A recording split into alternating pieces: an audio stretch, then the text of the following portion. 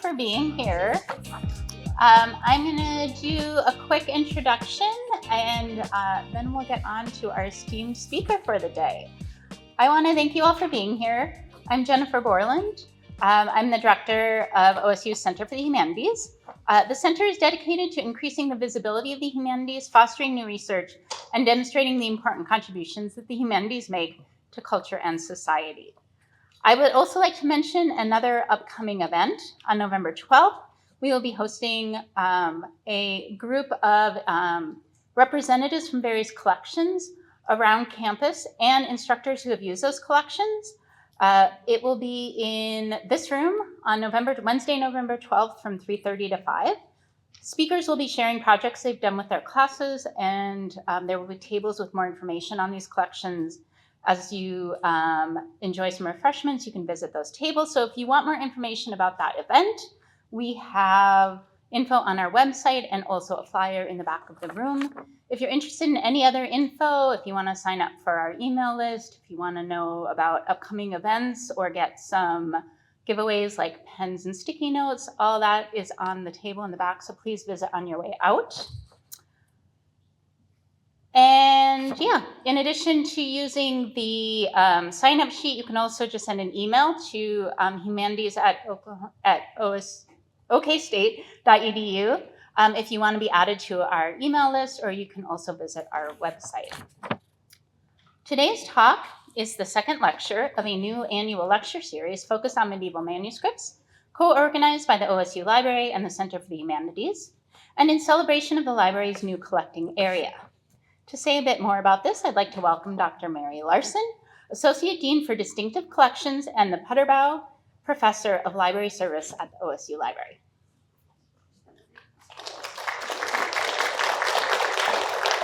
Hi, everyone. Thank you so much for being here.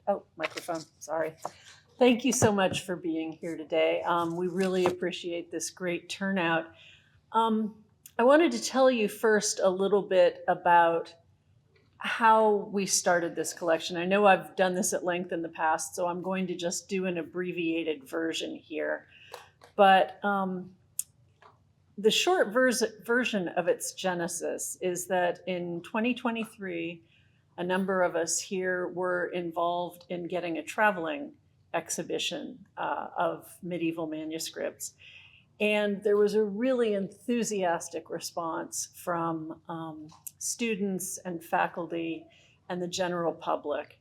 And as a result of that, we were able to make a case for purchasing some of our own manuscripts. We made this case to our Dean Sheila Johnson, who thankfully was very, very supportive of this. And based on what we were able to initially acquire through donor funds, there was a prayer book from the early 1500s that was of particular interest to us. First, it fit really well into our collection area with women's archives, having been commissioned for the use of the Duchess of Alba. But secondly, it was a good example of a prayer book in a language other than Latin, which is important in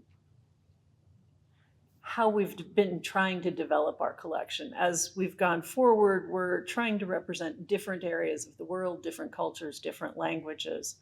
So some parts of that are easier to achieve than others, but this prayer book was distinctive in a number of ways, and we thought that it would be something that would provide good research opportunity for students and faculty.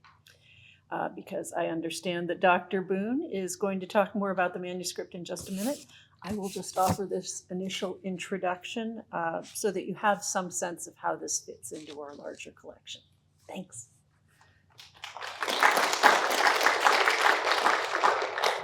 I also want to mention and recognize that this event has been funded by a 2025 Centennial Grant from the Medieval Academy of America. If you want to know more about that organization, we have some flyers in the back table as well. And now it is my great pleasure to introduce Jes Boon. Jes Boon is Associate Professor and Director of Graduate Studies in the Department of Religious Studies and is Interim Director of the program in Medieval and Early Modern Studies at the University of North Carolina, Chapel Hill. Dr. Boon specializes in spirituality and mysticism in late medieval and Renaissance Spain, during the transition from a pluri-religious society to a Catholic global empire. Her theoretical interests focus on the study of embodiment in mystical texts and meditation guides, including the body's physiological and cognitive elements as understood in pre-modern medical theory, the impact of embodied emotion on mystical methods, and the intersections of gender, sexuality, race, and disability in visionary texts. She is the author of The Mystical Science of the Soul, Medieval Cognition in Bernardino de Laredo's Recollection Method, published by the University of Toronto Press, and is currently working on a book project titled Spanish Passion, Jesus, Mary, and the Jews in the Early Imperial Castilian Imagination. Today's lecture is titled Bloody Mary, Gendered Devotion to the Virgin in Spain circa 1500. Please join me in welcoming Dr. Jes Boon.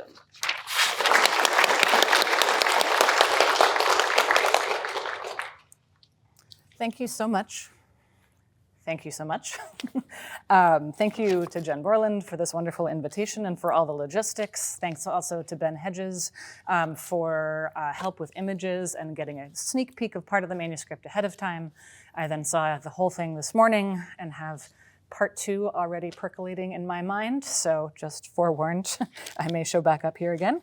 Let me get started. The prayer book of Isabel de Zúñiga y Pimentel, which OSU acquired several years ago, is a rare book among rarities. It is a manuscript scribed and illuminated between 1510 and 1520, nearly 40 years after the establishment of Spanish printing presses, even more an object of luxury now that prayer books were cheaply available from multiple printing runs. It is entirely in the Castilian vernacular, what we now call Spanish, which means it survived the purge of vernacular devotional texts after the entire category was made illicit at the publication of the Spanish Index of Prohibited Books in 1559. And it was commissioned, whether from a Castilian or an Italian artist, for an aristocratic woman who is named not once, but 3 times in the first folios, or double-sided pages, of the text. And you see her name highlighted in red on the screen. Since the likely commissioner was Isabel's husband, Fadrique Álvarez de Toledo y Enríquez, the second Duke of Alba, whose coat of arms appears on the last page, the manuscript also represents a window into what was considered appropriate for an elite woman's devotional practices. Note that I do not say it represents a window into women's devotional practices, because we do not have any information as to whether the commissioning husband picked an existing compilation, made the majority of choices for what was included in this text and the choice of image, or in what ways the scribe or artist contributed their own ideas, or whether the product was paid for by the Duke, but designed in large part by its future owner, Isabel. We do know, however, that this was a prayer book designed for a woman and used by a woman. The manuscript is quite elegant, and it is all the more valuable for having an illumination of the Virgin and Child with the infant John the Baptist at their left. This illumination serves as the frontispiece of the manuscript, and thus one could be forgiven for assuming that the gentle and tender Renaissance portrait of a loving mother and son looking benignly down at the infant John's gesticulations is a clear cue for what her husband, and/or the anonymous artist, and/or Isabel, thought female devotion should be. The maternal, the emotional, the familial. What else could this frontispiece be signaling as the purview of the feminine?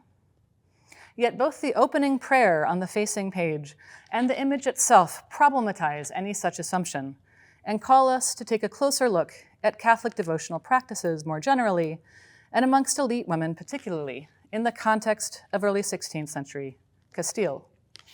Much like this Chiricahua Apache statue in front of your hotel calls out for the larger context of colonized indigenous lands. It is necessary to pause and clarify that this time period was not only the beginning of Spanish Empire in Latin America, but also the age of Spanish Catholic hegemony on the peninsula. 1492 was the year that marked the end of 7 centuries of Muslim political power on the peninsula, with the final conquest of the Muslim province of Granada and the end of the large Jewish communities, with the Catholic monarchs Isabel and Fernando's edict for the expulsion of the Jews. The late 15th to early 16th century also saw the establishment of the Spanish Inquisition to combat heresy among converts from Judaism and Islam. To this end, converts were maligned, harassed, imprisoned, and sometimes executed for presumably converting for access to full citizenship rights rather than for belief. Finally, it was the era of limpieza de sangre, blood purity statutes, that designated that converts from Judaism and Islam could not attend university, hold governmental office, or join certain religious orders until 4 generations as Christians, based on the belief that a tendency to revert to Judaism or Islam was passed down by blood down through the generations. The beginning, some say, of blood-based racializing logic. Given this complex political landscape, it is notable that the opening prayer that is facing page to the image of Madonna and Child does not identify Isabel de Zúñiga in Pimentel as a gentle figure of amiable maternity, but rather as one with enemies aiming to harm her, against whom she is given the wording to urge God to rain down division and confusion. And in my translation, Lord God, all-powerful Father and Son and Holy Spirit, concede to your great servant Isabel remission of all my sins, and victory over all my enemies, visible and invisible, so that they cannot harm, resist, or contradict me by decreasing the virtue of their advice for my good. And you, Lord God, be my strength, my support, and my shield, and my defense and immovable tower of my protection, so that all my adversaries be split, divided, converted, and confounded. There are a number of future research avenues based on this prayer alone. There are echoes here of the language of the Psalms, and in fact, the manuscript ends with 2 of those Psalms translated into Spanish, which also was illicit once the Index of Prohibited Books came along. There are echoes of the language of the Psalms, likewise the wording of magical charms, as well as the Jewish prayer against heretics, called the Birkat Hamanim, recited in the daily standing prayer, the Amidah, to name a few potential problems for inquisitors looking over this manuscript. For our purposes today, however, it is the concern for enemies that stands out. While some of this elite woman's enemies were invisible, demons or sinful temptations, the visible ones were likely rather more concrete. Her husband not only was a key figure in the so-called reconquest of the Muslims in 1492 in service to the monarchs Isabel and Fernando, but he also led the conquest of Navarre, the neighboring kingdom, in service to King Fernando in 1512, just before the commissioning of his wife's prayer book.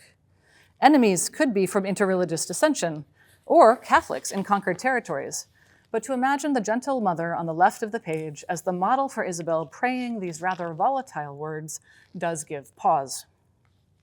I've designed my talk today to guide you through a wide range of familial, political, and devotional circumstances that might have been on Isabel de Zúñiga y Pimentel's mind as she uttered this opening prayer and meditated on the figure of the Madonna and Child. We will roam through a host of Castilian Catholic beliefs and practices, from theological speculation on fetal embryology to military religious orders, to the vast popularity of passion spirituality in the early Catholic Empire that centered Jesus' passion, that is, his torture and death, in the meditations and religious processions of early 16th century Castilians. We will consider the ramifications of power, how queenship was modeled, how the elite influenced religious practices, how Christians defined themselves against religious others on the battlefield and through actively anti-Semitic passion devotions during an era of Inquisition.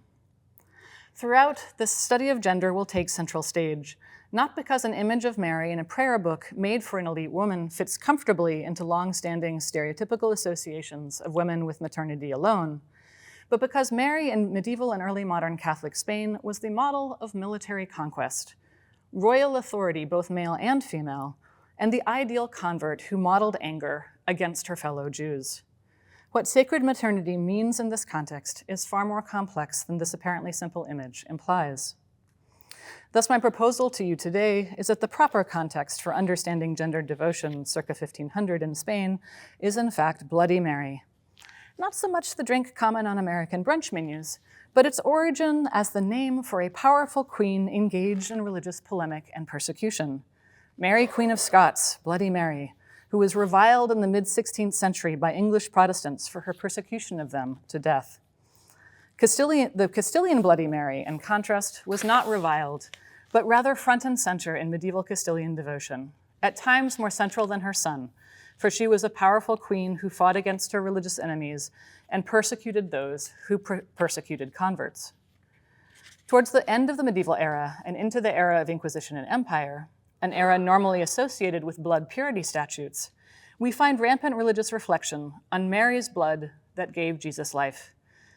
Mary, deeply angered by the bloody torture of her son, and Mary's own blood potentially shed during the crucifixion.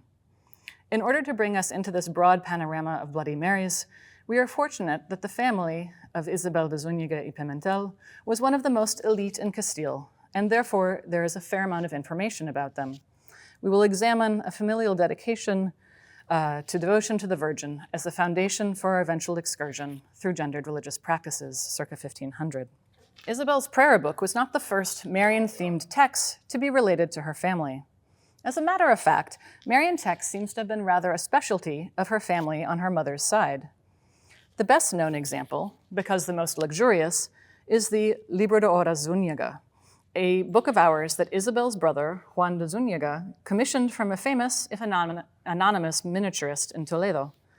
This book of hours is not specifically focused on the Virgin, as we saw in the printed Castilian Hours of Our Lady that I showed earlier, but was typical of the genre, had a significant amount of Marian content, including this Madonna and Child you see here. This Libro de Horas Zúñiga later ended up a gift to King Philip II in the second half of the 16th century, a donation suggestive of the role Marian devotion could play in the political machinations of elite men. Much more interesting, in my view, however, is the Marian devotion of Isabel and Juan's famous mother, Leonor de Pimentel, a powerful woman who utilized her second marriage to ensure the future of her children from her first, as well as founding the Dominican convent in her city of Plasencia. For one thing, in terms of her Marian devotion, she, in tandem with her husband, commissioned one of the few known exemplars of the Virgin Psalter, and you see the frontispiece here. A psalter that historian of art and religion Cynthia Robinson hypothesizes originated in Castile and later was printed as St. Bernard's Psalter in Italy. In the Virgin Psalter, all 150 psalms were rewritten to address the Virgin Mary instead of God, with the accompanying changes in gender and verb conjugation, preserving only the first line intact so that its original could be easily identified. As Robinson points out, Psalm 2's second verse, for example, is reimagined from a verse describing the human enemies of God to a verse asking Mary for protection in the midst of efforts to combat your enemies. In other words, this Latin text commissioned by Isabel's mother, mid-15th century, combines into one text the spirit of the frontispiece and opening prayer that would adorn Isabel's prayer book decades later. Leonor de Pimentel not only supported the copying of intriguing texts like the Virgin Psalter, but also commissioned several new works from her Dominican confessor, Juan López de Salamanca. One of these is the earliest life of the Virgin in Castilian, the Book of the Histories, or the Stories of Our Lady. Juan López chose to frame it as a dialogue between Leonor de Pimentel and the Virgin, one asking questions and the other narrating her life in response, a kind of dialogue revelation. In other words, this text, which only a few scholars have examined, demonstrates quite clearly how a male confessor imagined his female patron should speak. As the Spanish literature scholar Ronald Sertz argued, Juan López took the opportunity throughout this treatise to attempt to, quote, rein in his patron, channeling her behavior into more traditional models of humility and subservience, end quote. Only the first volume, 5 quite lengthy chapters, has survived, covering Mary's own birth through to her pregnancy. In other words, until just before it was possible to imagine the Virgin dandling her baby on her knee. It is a shame not to be able to examine what questions Juan López would have imagined Leonor to pose to the Virgin about Jesus' early childhood, to get a sense of what proper models of maternity or infancy he imagined. But nonetheless, there are some very interesting details to mine to understand the construct of Bloody Mary. In the chapter on Jesus' conception, Leonor asks theological questions of Mary concerning how Jesus, as divine, was formed into a human body. Aristotle had influentially suggested that during conception, the male provided the form and the woman the matter. This theory had evolved over the course of the Middle Ages into the belief that women gave the matter by providing menstrual blood, in Latin, materia, matter, to form the fetus. In Juan López de Salamanca's dialogue, the voice of the Virgin Mary refutes the supposition that Jesus was formed from her menstrual blood, because menstrual blood was believed to be polluted and therefore was direly inappropriate as the substratum upon which to form the God-man. Juan López instead claimed that, unlike other women, blood had no direct entrance into Mary's generative organs, as he terms them, through arteries or veins, but instead collected in her chest. Not only was Mary a virgin then, but apparently she did not menstruate, certainly a point that would make sense of her perpetual virginity, another Catholic doctrine, but unusual enough of a point that the author made it authoritative by putting the claim into Mary's voice rather than his own or Leonor's.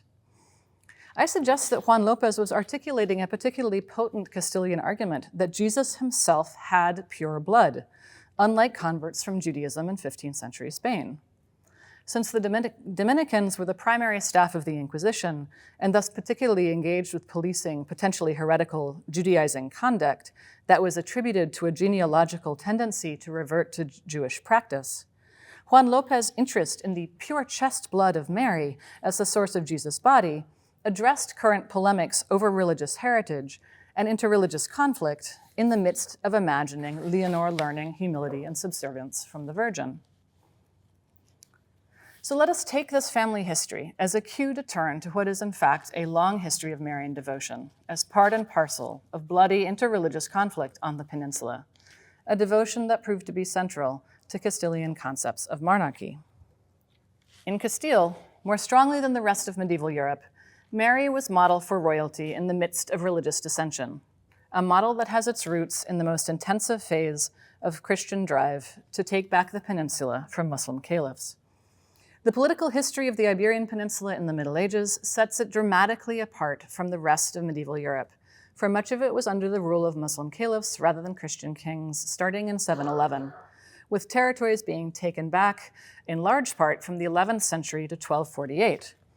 This was the date when King Fernando marched into Seville with the Virgen de las Batallas, Virgin of the Battles, statue of the Madonna and Child that he believed had helped him secure his victory, leaving only the small kingdom of Granada until 1492. Note that nothing about Fernando's mighty statue of Mary itself seems military. It is simply a lovely ivory Romanesque statue from France, reputedly gifted to Fernando III by King Louis IX. The Castilian king and his vassals, however, attributed their victory to her force and her protection. In fact, many tales from the era of the Christian efforts to take back in their terms, lands lost to the Muslims centuries before, center on Mary's active intervention in battle. Kings and armies carried her on their standards and banners, such as Alfonso VIII at the famous Battle of Las Navas de Tolosa in 1212, which turned the tide of the reconquest towards the Christians. They interpreted their victories to be a result of her aid, and then rededicated mosques in the territories almost exclusively as Marian cathedrals or shrines. Sometimes they renamed entire towns or ports after her. The historian Amy Remensnyder has named this Castilian focus on Mary's military prowess, Mary la Conquistadora, and traces it starting in the 13th century all the way through the conquest of the Americas. As a result, several kings of Castile, especially in the 13th century during the height of the Reconquest, modeled themselves on La Conquistadora as the ideal monarch. Perhaps the best known is King Alfonso X, sometimes known as El Sabio, or the Wise, who inherited his intense Marian devotion from his father, Fernando III's reconquest efforts. Alfonso founded a military order called Santa Maria de España for knights to continue to fight Muslim enemies. You see here the symbol of the military order on a 13th century coin, with Mary and the Child on her knee at the center of an 8-pointed star. Alfonso is most famous for commissioning and perhaps composing various parts of the enormous Cantigas de Santa Maria, Songs of Holy Mary, a collection of 400 songs that narrate Marian miracles, sing her praises, or eulogize her involvement in the conquest and colonization of Muslim territories. All the songs are richly illustrated in the manner of an illuminated graphic novel, with 6 images accompanying each panegyric. Here you see one of the final images in a song praising Mary for protecting a Christian city against attack by the Muslims. Mary and child is in the center, very tiny in a window, as the Muslims flee. This image again equates her with military might, although in a protective rather than an active role. It is notable that throughout the cantigas, the songs of Holy Mary, we see the Christian composers and illustrators attributing anti-Marian sentiment to Jews. Here in Cantiga 34, on the left, in Cantiga 34, a Jewish man is shown stealing an icon of the Virgin and Child in order to desecrate it, a common medieval anti-Semitic libel. In turn, Castilians understood Mary to be violent against religious enemies, both Jewish and Muslim, but particularly protective of converts, as we see illustrated in Cantiga 4, in which Mary saves a Jewish boy devoted to her from being burned alive by his father for his apostasy. Note that the Jewish boy is in her lap, just like her own Jewish son, in the midst of flames. This 13th century background of Marian monarchs and a Bloody Mary defined by anti-Muslim and anti-Jewish sentiment is crucial to understanding the next of the Marian monarchs, Queen Isabel of Castile, who reigned 1474 to 1504. It is clear that Queen Isabel I of Castile herself imagined and was encouraged by her male followers to take the Virgin as her role model for queenship. Various works of art from this era illustrate Isabel's strong devotion to Mary, sometimes in tandem with her husband, who was known to go into battle with a sword on which was traced a Marian prayer. In this famous altarpiece, we see a Madonna and Child dressed in robes of state, with Isabel on her left hand and Fernando on her right. As Remensteiner has pointed out, the hands of Isabel and Fernando touch the hem of Mary's robe to connect their authority to hers. Their family, including the heir Prince Juan, their patron saints, and even an inquisitor, participate in this Marian authority. Other artists at the time presented Isabel dressed so similarly to the Virgin that it seems that Isabel was considered Mary's likeness on earth. Many at the time recognized the importance of this evocation of Mary as the basis for Isabel's rule. For example, the court poet Pedro Marzuelo rewrote the Marian hymn Ave Maria Stellis to depict Isabel as a, quote, great warrior, and then praised the Virgin Mary as bringing, quote, war and death in great quantities to non-Christians. Other authors writing poetry dedicated to Isabel circa 1500 articulated Isabel's power in parallel with the Virgin Mary, identifying both women as brides of Christ and valuing both for their piety and, surprisingly for a married queen, virginity. In these writings, Isabel was deemed worthy of the title Virgin because she made the kingdom safe from internal dissolution and external attack, a process which at once masculinized her and emphasized her parallels to a bellicose Mary. Now, I should pause here because virginity as a synonym for masculinity takes a bit of unpacking. In medieval understandings of the body, as Carolyn Walker Bynum long ago identified, the male body was understood to be more pure because more closed off from the outside world, while women's bodies, with their monthly discharges, were considered constantly open to impurity. In this somewhat convoluted logic, Queen Isabel, by helping to secure Castile's borders through the conquest of Granada, had made her lands more impermeable and impregnable, which made her at once masculine and virgin, even though she herself, in her person, was neither. To be virginal while mother, however, does evoke the Virgin Mary, a parallel between Isabel and Mary, which became all the more accurate when her son, Prince Juan, died young in 1497, putting the succession in jeopardy. As the literature scholar Nuria Sierras Fernandez notes, Queen Isabel's court had seen in Juan's birth, quote, a parallel to the incarnation of Christ, a birth that heralded both new life and great hope, end quote. At his death, the monarch mourned him as Mary had mourned her son. And this is evident from the documents at the time. Isabel's court chronicler, Andres Bernaldez, when discussing the tragedy, specifically quoted the prophecy from Luke, stanza 2, verses 34 to 35, in which a priest named Simeon prophesied to Mary over Jesus' purification ceremony that her soul would be pierced with knives in the future due to her son's fate.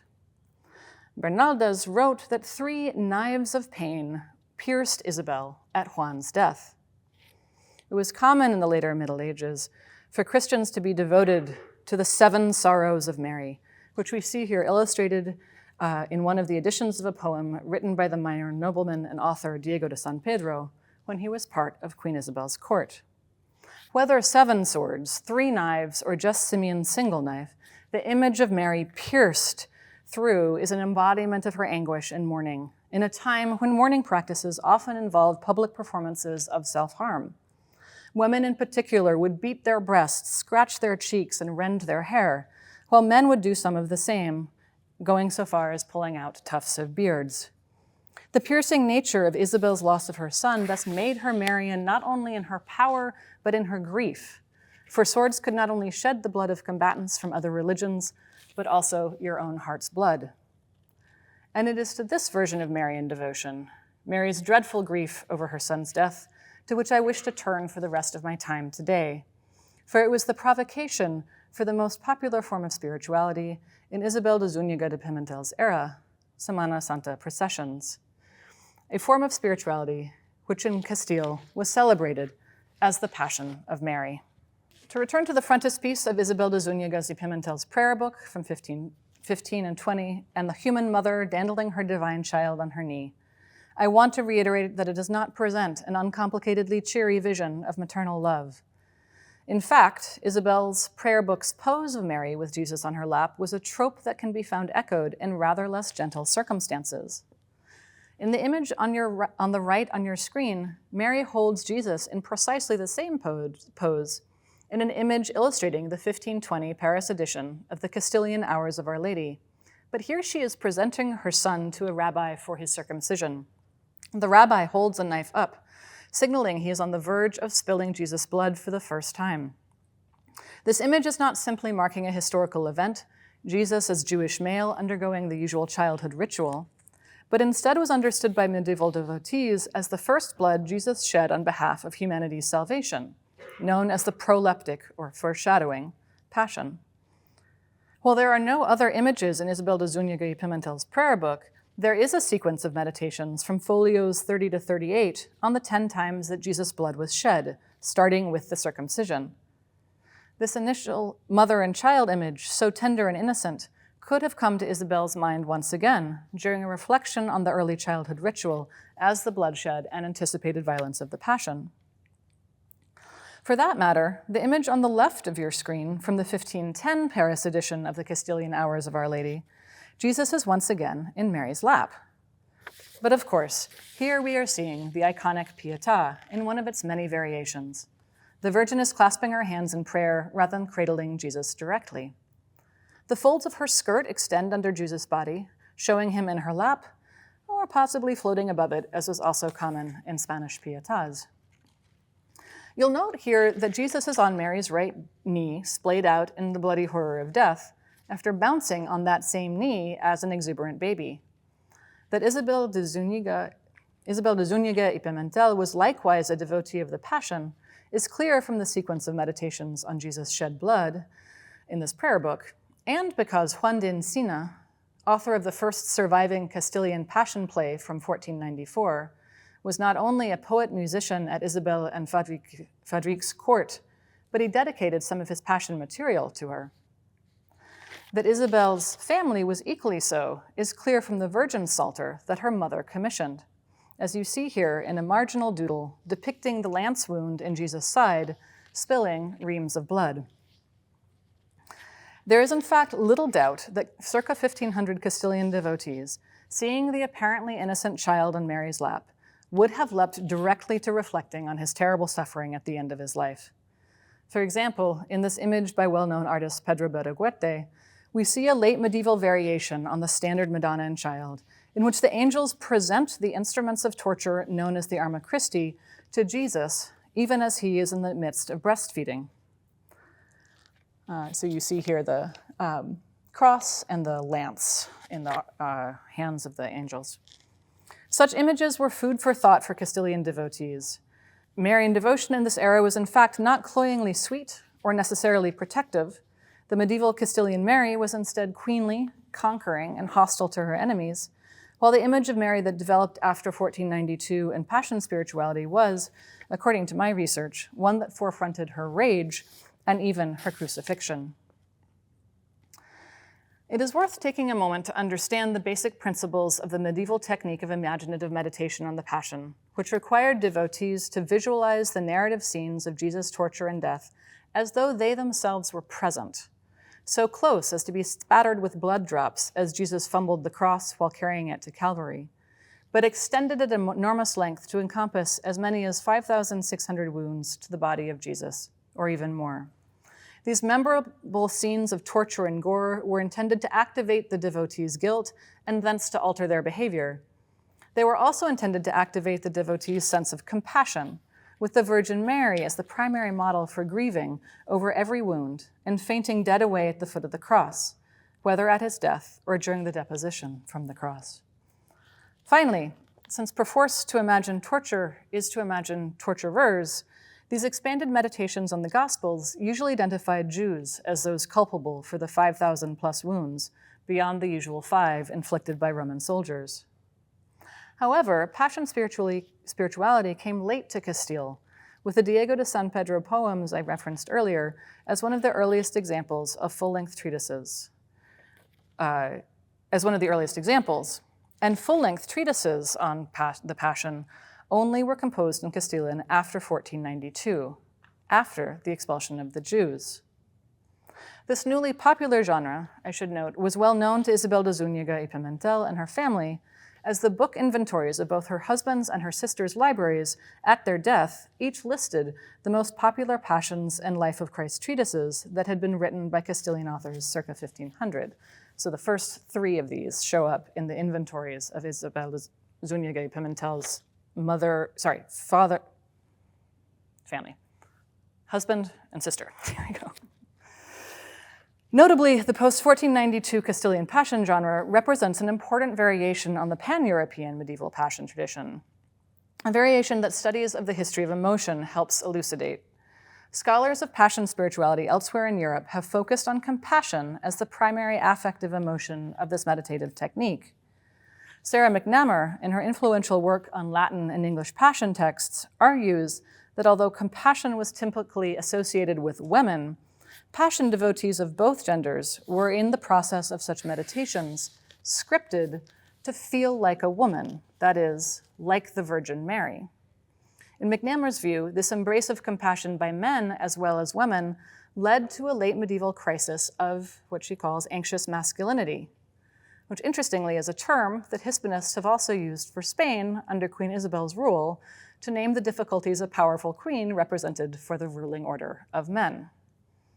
There's anxious masculinity everywhere for different reasons. In my book Manuscript, Spanish Passion, I argue that concentration on Mary's compassion as the model for devotional practice has led scholars to overlook the other crucial emotion cluster in these texts around anger, fury, and rage. For one, anger was implicit even in Passion texts that do not name rage specifically, as historian of emotion Stephen White has elucidated that in the Middle Ages, grief was not a simple emotion held on its own, but one that was conjoined with anger. Angry sadness would be a better translation for grief than our contemporary term sorrow. If grief is angry, then anger is necessarily a feature of meditation on Mary's grief over Jesus' death. In Castilian texts, this anger worked on 2 levels, most likely influenced by the Inquisition and its unremitting pursuit of supposed heretical converts from Judaism. First, the Castilian authors imported the pan-European anti-Semitic discourse that viewed anger as a central characteristic of Jewish nature. But they extended the scenarios of Jewish rage to include malicious violence not only against Jesus, but also Mary. In Castilian Passion texts after 1492, the authors regularly depicted Jews striking Mary directly, knocking her down outside the house where he was on trial, or again when she catches sight of Jesus carrying the cross. In this image of the deposition, we see Mary mourning over the dead body of her son, with traces of the beating on her bloody cheeks. A visionary from the 1510s, Juana de la Cruz, went so far as to imagine Mary's lips torn by splinters when she kissed Jesus' feet on the cross, an injury Juana blamed on the Jews, intentionally making the cross from poorly hewn wood to increase the injuries to Jesus' body. In a second instance of anger as the motivating emotion of Castilian passion treatises, some of the authors attributed anger rather than compassion to Mary, imagining her furious grief raging in repudiation of her fellow Jews. Authors presented her as having a strong anti-Jewish bias during the Passion events, calling them terrible names or upbraiding them, to which the already enraged Jews responded with yet more violence. Importantly, given the long-standing devotion to Mary as La Conquistadora and the immediate political context of Queen Isabel patterning her reign on Mary as Virginal Queen of Heaven, depicting Jewish fury as a response to Mary's insults would have been politically fraught after the 1492 expulsion, imbuing the no longer present Jew with treasonous qualities. In one of the earliest examples of a vernacular Castilian passion poem written for Queen Isabel's court, Diego de San Pedro associated anger rather than compassion with Mary. He describes Mary at the foot of the cross as feeling cruel anxiety, furious, ansia cruel, rabiosa, to the point of throwing herself on the ground. He also considers anger so central to her response that he proposes she would have reacted with fury to the news of the crown of thorns had she been present. Most interestingly, however, Mary's rage is an ideal, not a defect. Medieval authors had disparagingly associated uncontrolled rage with both women as opposed to men and Jews as opposed to Christians, in contrast to the restrained, zealous anger against those who refused to convert, which was the definition of a good Christian man. Here, however, Mary's ragingly cruel anxiety and anger, which one would presume was rooted in both in her gender and her Jewishness, is actually converted into the ideal Christian response to Jesus' death, one that is at once powerfully angry and profoundly anti-Semitic. Let me end our tour of the range of Marian devotions central to Castilian Christianity circa 1500 with a glimpse of the near future for any user of Isabel de Zúñiga y Pimentel's prayer book.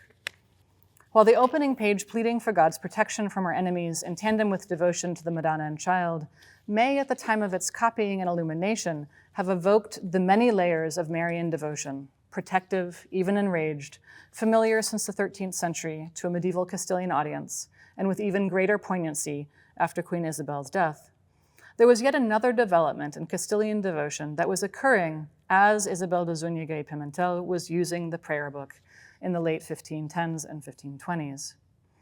Castilian authors began to combine the Jewish violence against Mary in particular, that was a principal variation of their vernacular passion tradition during the Inquisition, with the absolute devastation of her mourning grief at the foot of the cross, in a way that ushered in an entirely new meditative image, the crucified Virgin. Actively injured by Jewish violence, her heart shattered by sword after sword, they believed that Mary was in truth rent apart. In a 1526 meditation treatise aptly named The Passion of Two, the Franciscan authors Tenorio and Escobar referred to her as La Virgen Crucificada. Building on this, in his 1528 treatise that was part of a three-part meditation series intended to train devotees into mystical experience, Francisca de Osuna proposed the following. You may contemplate her crowned with thorns, with hands and feet nailed and her side opened, dismembered and full of the selfsame torments which her son suffered. One can only wonder what Isabel de Zúñiga y Pimentel, learning her Marian devotion from her mother's imagined dialogue about Mary's pure chest blood as the source of Jesus' body, married to a strong supporter of Isabel and Fernando's military might, at a time when Mary's virginity was a source of queenly power and religious polemic, surrounded by books that taught Mary's anger during Jesus' passion, what she would have made of this crucified virgin, utterly destroyed and dismembered on the cross. Whatever Isabel's thoughts might have been, gentle maternity was not likely any part of it. Thank you.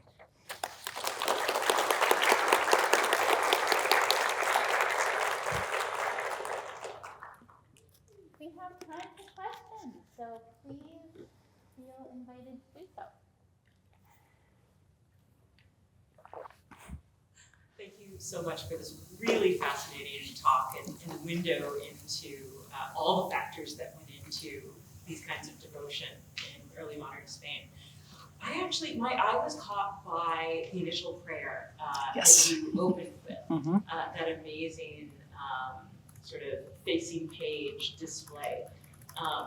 But I was particularly interested in some of the language in the translation, which seemed to echo to me potentially like legal formulae. And sure. I wonder Okay. if cannot harm, resist, or contradict. Right? That Oh, kind interesting. of rhythm Okay. there might be echoing some other kinds of, like pulling in other documentation as well. That's a fascinating possibility. I translated this last week, and I got some brainstorming on Friday with some other Hispanists, and we came up with magical charms, Jewish prayers, legal documents. All of that is something that this manuscript can lead us to do, and I would love to do that work. I haven't noted anything in her family that would suggest that they had training in legal documents, but I also have not found out yet whether this is a prayer that had a source somewhere else or was composed for her specifically, and so it'd be really interesting. But that rhythm, it could be legal, it could be psalmic, it could be I think also the magical protective charms. I think also the be split, divided, converted, confounded, like all of that. It's also simply a memory device. How do you remember, not just when you have it open in front of you, you remember it in part because the rhythm keeps the words coming, right? So, but thanks for the tip. No, I love that idea of it is a mnemonic device, and the rhythm is sort of galloping the brain, if you will. Yeah. That's really cool. Thank you. Yeah. This is maybe more a sort of question about your sort of larger approach to this topic. I'm just wondering how your presentation day fits into the bigger book project. I know your talk, you did a great job in incorporating our manuscript, which is so fantastic. And I don't know what your plans are for that in the book, but just in general, could you tell us a little bit more about the bigger project? I've been working on it for a decade, so summarizing it is getting hard for me. But yes, so the end part that I was talking about, the Passion of Mary, one version of this book had me trace just the Passion of Mary from the 13th century through the 16th, but the current version is really looking naming those texts that I list here, that list. In the rest of Europe, this focus on Jesus' torture and death and greatly expanding the narrative. The Gospels it's a few stanzas. There are entire volumes just imagining those last days. That's popular starting in the 12th century in the rest of Europe. It's popular starting in the 12th century in Catalonia, eastern Spain. We have no record of it, essentially, except for one poem in the 13th century and then Diego San Pedro and later. So what my book is doing is identifying these particular 8 texts as sort of the core corpus of post-1492 Passion spirituality, and looking particularly at how drawing on medical theological ideas of the body and soul in pain together, that they center angustia, anguish, which is extremely bodily and constricted heart and very physiological in Castilian, that term, rather than compassion. And then they center Virgin's anger rather than compassion. So I look at those pieces. Yeah. And then the idea of it is that this is precisely the spirituality that the conquistadoras are taking over. Conquistadores, male, are taking and imposing on the indigenous. So anger and anguish as the center of Catholic practice rather than, say, compassion. Yes? Back to the image of Mary with Jesus on her lap. And Jesus is always portrayed on her right side across her lap, or like land crosser. Mhm. Is there a specific reason why it was always the right side when like the heart, that's what like emotions, compassion, sorrow is always portrayed more on the left side? That's a great question. There are a few that flip it. So here, this Pietà is backwards from most, and that could actually just be the woodcut was put in backwards. Sorry, I'm gonna have to think about it. The right side is the side of good. The left side is sinister. The word left in Latin has come into our language as the word sinister. It is the source of evil. And so putting her on the right side emphasizes divinity, even when he's just a little baby boy, which is emphasizing his humanity, would be my assumption. But obviously it's not absolute 100%. Yeah. Yes? Iconography of the Bellicosa Mary, Mhm. did that spread to Portugal as quickly, or was that not really something that took off as much? That's a great question. Amy Remensnyder traces it all the way from Iberia from Castile through to the Castilian conquered lands in Mexico and Peru. I don't know of anybody who's done a parallel study for Portugal, so that would be a really great direction, but I'm not sure. She wasn't bellicose in the same way in Catalonia. I am sure of that, which is the eastern Spain. So I would assume that there's also some distinction. The Portuguese were also not involved in the reconquest of internal reconquest the way Castilians were. Let me remember where that. So Granada, which is in the green, is directly bordering Castilian lands. So Portugal hasn't been involved in this sort of internal crusade for centuries and centuries, so I would presume that it was less strong for them. That's a good question. Kind of an unfair question, but I'm thinking about different parts of the Atlantic world. Yeah. And another virgin queen, but a Protestant one. I'm fascinated by what you said about virgin and queen in this talk. Any sense that some of this carries into Protestant Queen Elizabeth? There's been some wonderful scholarship comparing how that works for Queen Isabel of Spain and Elizabeth, but there hasn't been a suggestion of direct influence that I'm aware of. Protestants are not really modeling themselves on Catholics at her time, especially since she is the monarch after Queen Mary, Bloody Mary. So in that sense, also Elizabeth was unmarried. She was actually a virgin queen as opposed to a virgin queen with 5 kids, which is what Queen Isabel was, right? So I think the nature of that parallel was actually easier to make in England and would be harder to make in reference to Spain. Yeah. Yes? I think you called it a doodle of the... Yes. Yeah. I think that's really interesting. And is there a connection, we're talking about the concept of like women were sort of polluted because of the external situation like that. Yes. Is that a way of kind of feminizing perhaps the point of Christ? Yes. I'm sorry, you said something to that effect. I didn't say anything, but that is indeed a strong element of this. So the wound of Christ, the lance wound, devotions to it often separate it out, make it look like this, either or on its side from where it is now. And there's been a good bit of scholarship thinking through how devotees were supposed to imagine themselves entering the wound. On one hand, to be within Jesus. On the other hand, that's a kind of penetration that feminizes Jesus as open and permeable.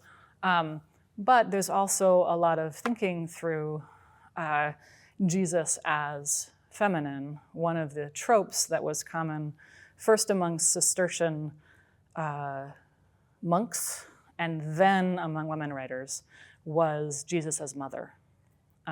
which names Jesus as at once divine and human, having all the qualities that are male and all the qualities that are female. So insofar as God is nurture, so there's an feminine and masculine is a strong binary, but it's not necessarily located in the body. It's located in these qualities, and insofar as you are nurturing and compassionate, you are being feminine, which is the point about why compassion as an affective Christian practice feminizes even the men that does it, right? So feminizing Jesus, thinking of him as approachable, but yet also permeable, that certainly was a piece of the practice. I will say, I find this doodle amazing. I'm calling it a doodle because there are no similar things on any other page. So it's not, from my understanding of this, something that was an illustration. The other reason I think that is that Francisca de Osuna, with that fantastic last quotation I gave you, which is actually the origin of this entire project, is how in the world could you imagine Mary on the cross dismembered? In one of the surviving editions of his specifics, not just the broader edition, but the actual text, in one of them, this same thing is doodled in the midst of a chapter, and it's not doodled there in any of the comparatives. So that is somehow, I don't know that Leonor de Pimentel doodled that. I do know that somebody reading this Virgin Psalter, which is rethinking the Psalms and addressing them to Mary, thought of this and doodled it out. So it is somehow a connection there from Psalm to Passion. Right. Yeah. Yes, please. I was wondering, because in that time in Spain, women had basically no power and were, they were secondary to men. Mm-hmm. But this was a way in characterizing Mary, the Virgin Mary this way, was to show that she was different than other women. And that therefore she was allowed to have anger at this thing happening and so on. I'm wondering if that was part of the conception as it developed.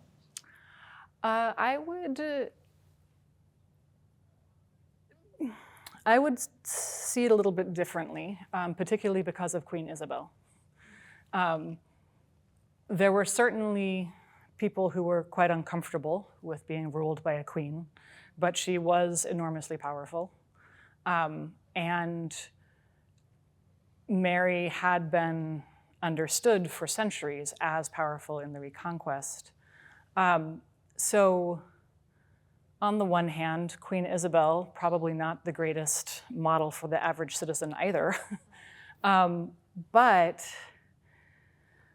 the entire idea of passion spirituality in terms of Mary's compassion is, first, you're supposed to imagine all of these horrific tortures happening to Jesus. But second, if you find it hard to continue to focus on this torture, which many people would find deeply distressing, the next thing you should do is turn to Mary, because anybody can imagine a mother's anguish over her son and then escalate it to grief over a divine son dying, like the worst grief anybody felt, right? So Mary is understood as the approachable figure. So her anger in the Passion texts, I don't think it takes her outside of the realm of the average devotee. We have, because of the nature of what gets preserved historically, more evidence of elite women being interested in this. And in fact, the two Passion of Two treatises that I work on were both dedicated to the same countess, about 16 years apart. So there's one woman who was super excited about the Passion of Mary. But that's an angle into it rather than an unapproachable ideal. Now. Okay. I think we should probably wrap up and adjourn to our reception part of the event. Please come and have a drink and some snack, and you can continue to ask any questions of Dr. Boon. But let's wrap that up with one more round of applause. Thank you so much. Thank you so much. Thank you all for coming. Get a snack.